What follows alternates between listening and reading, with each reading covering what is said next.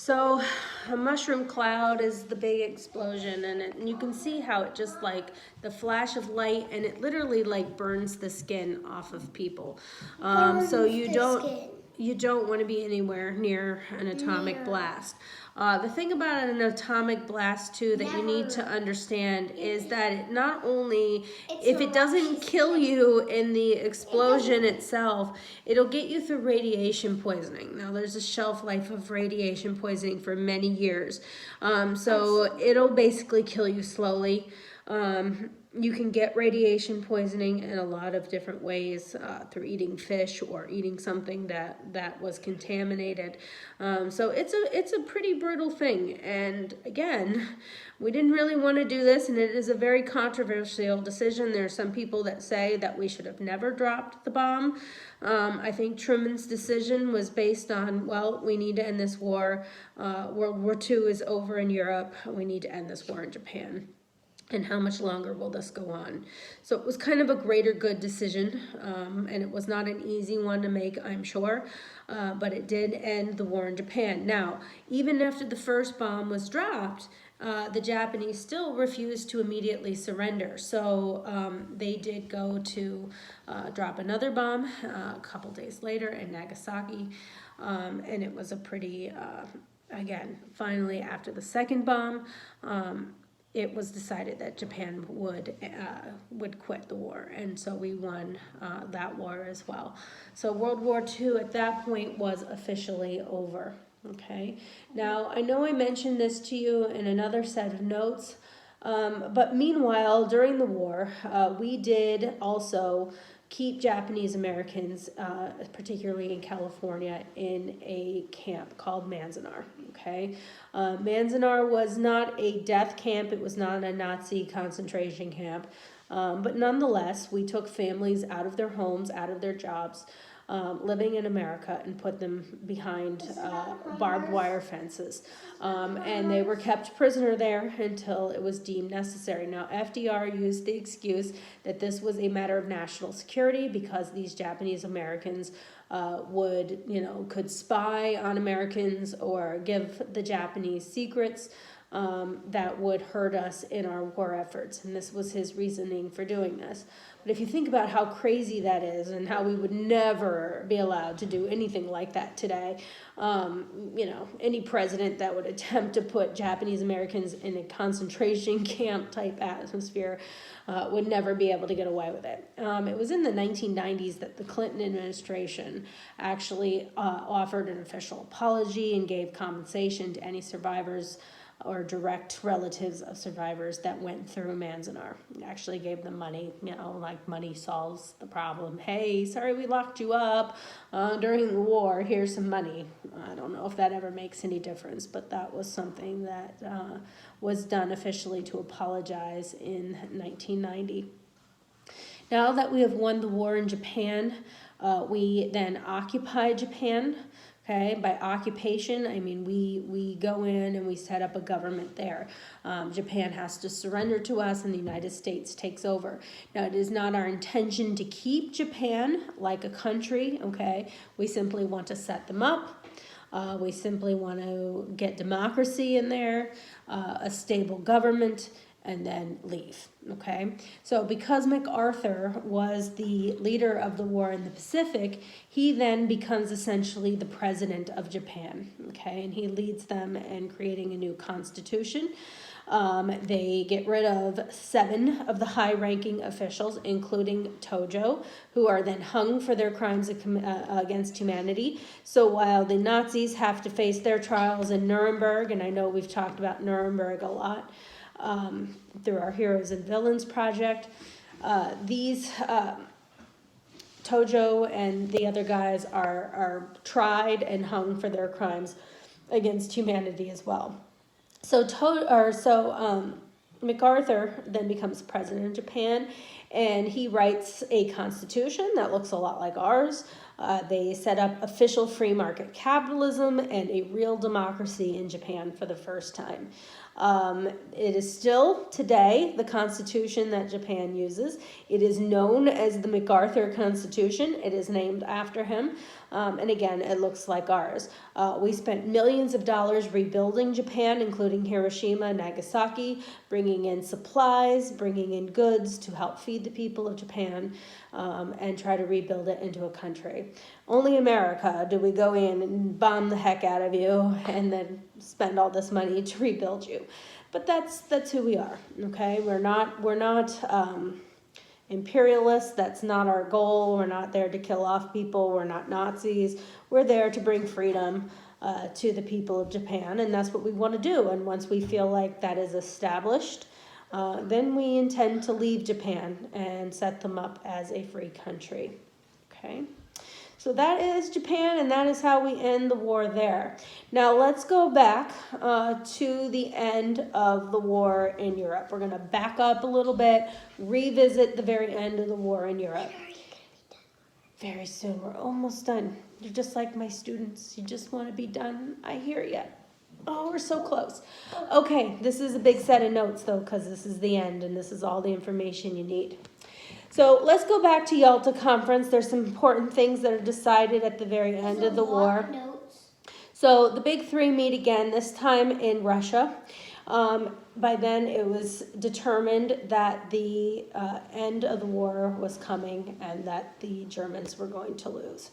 A couple of important things that we talked about was the division of Germany and also how Stalin wants to protect himself, okay? Now, I'm going to show you this map. I'm going to flip it back to our notes here so we can take a look at this together. Why I can't do that. Okay, sorry for the, here we go. Well, you can't really see that because I can't flip it for some reason. Okay, I'm sorry for my amateur video skills, folks. All right, so if you take a look at the map under the Yalta Conference, you will see a list of countries that border the Soviet Union. It includes East Germany, Poland, Czechoslovakia, Hungary, Romania, and Bulgaria, and Yugoslavia. And these are countries that Stalin is insisting that he gets control of. Now, his argument is one that you can somewhat argue with, but somewhat can't argue with, because what he is saying is that during Versailles, the Russians were denied this territory because they weren't invited to Versailles because the Russians had dropped out. Now, what he's saying is that is his territory to begin with. That is territory that belonged to them prior to World War I. They fought on the side of the Allies during World War I, and he wants that territory back. Now, we talked about this in an earlier set of notes that we did at the end of World War I when we said this is going to come back to us. Well, here it is. Now, Stalin is insisting that those countries belong to them. Okay, now Roosevelt's in a bit of a bind because Roosevelt thinks at this point that we are going to need Stalin to finish the war with Japan because at this point the bomb is not an option. So Roosevelt, as much as he doesn't want to give Stalin that territory because he knows if he gives Stalin that territory, those countries are not going to be free, okay? Those countries are going to be under Soviet occupation, and Soviet occupation is not a good thing, okay? Notes, right? Yeah, we're almost done, okay?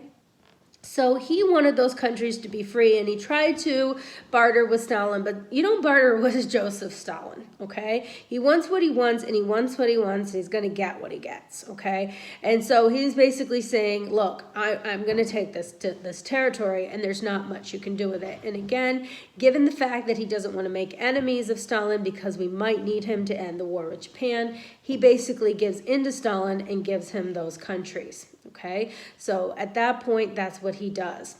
Also, around this time is the creation of the United Nations.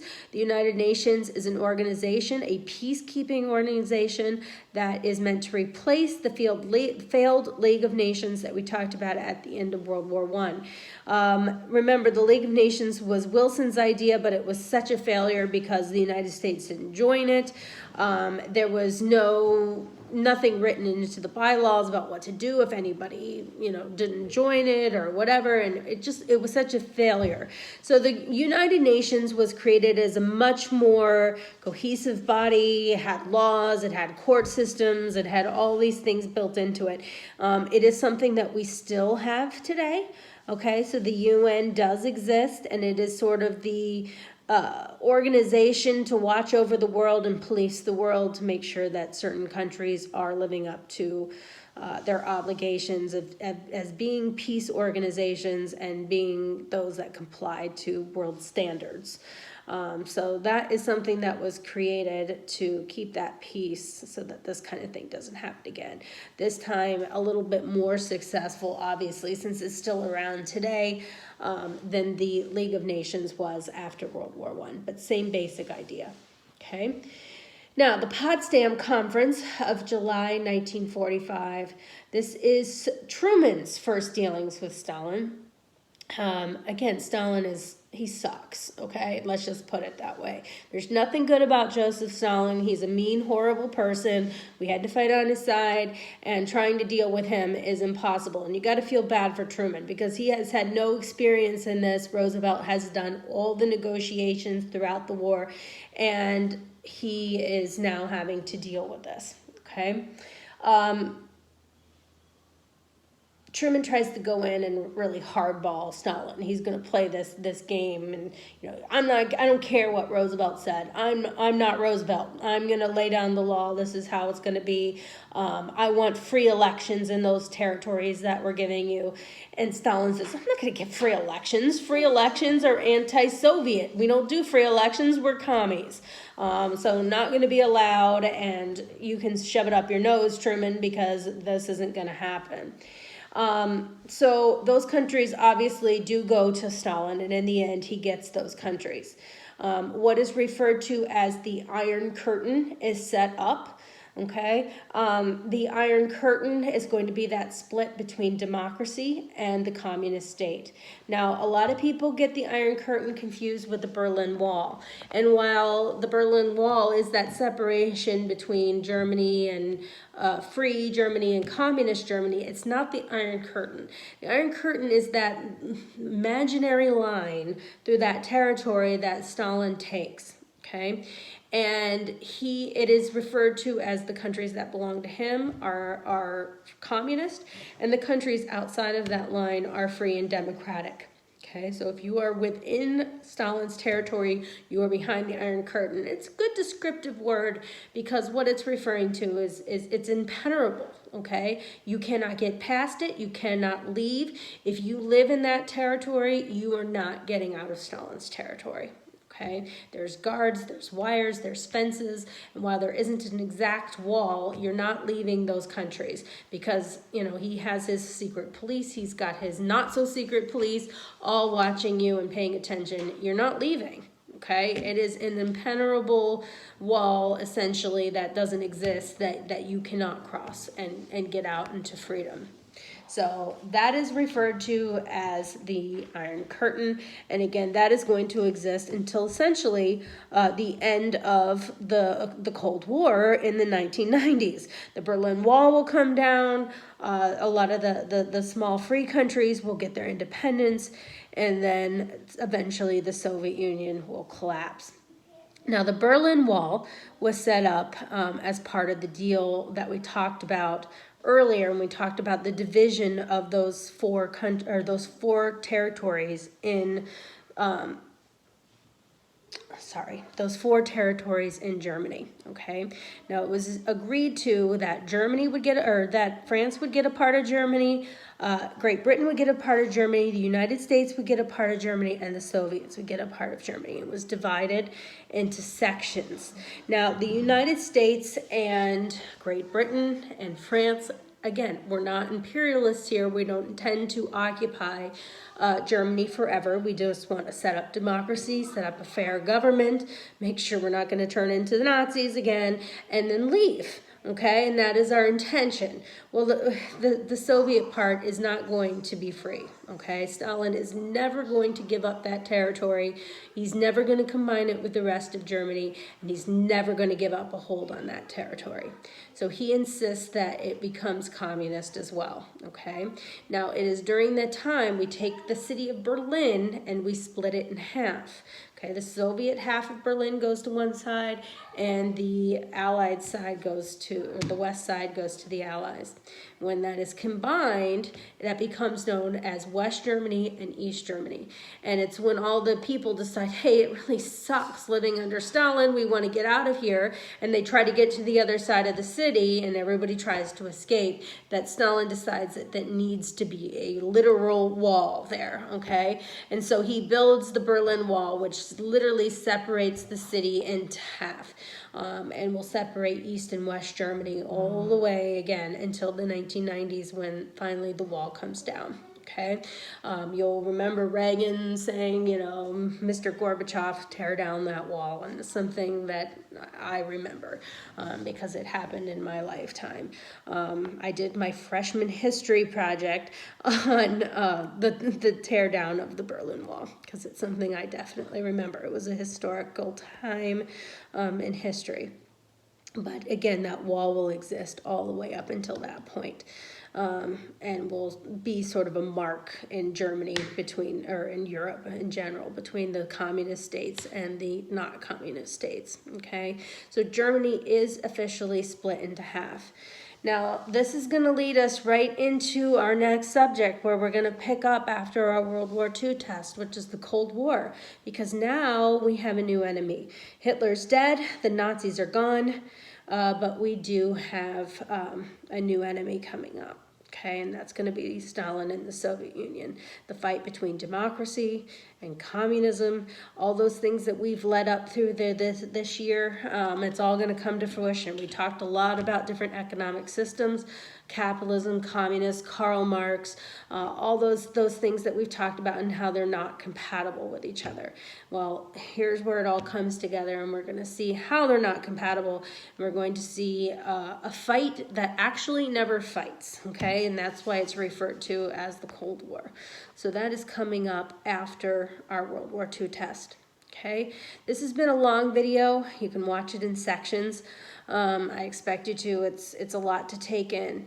Okay, but remember you have these notes posted on there as well. So I'm just kind of highlighting and going through the notes with you on some important things. Look for that study guide that is coming up. I'm going to be developing that, and that'll be one of your assignments this week to get that done. I'm going to give you a couple days on that one because it's significant. This is World War II. We've been talking about it for, gosh, forever now, okay? And so I realize it's a lot of information, okay? But you guys can do it because you're awesome, and I believe in you, and I will see you later.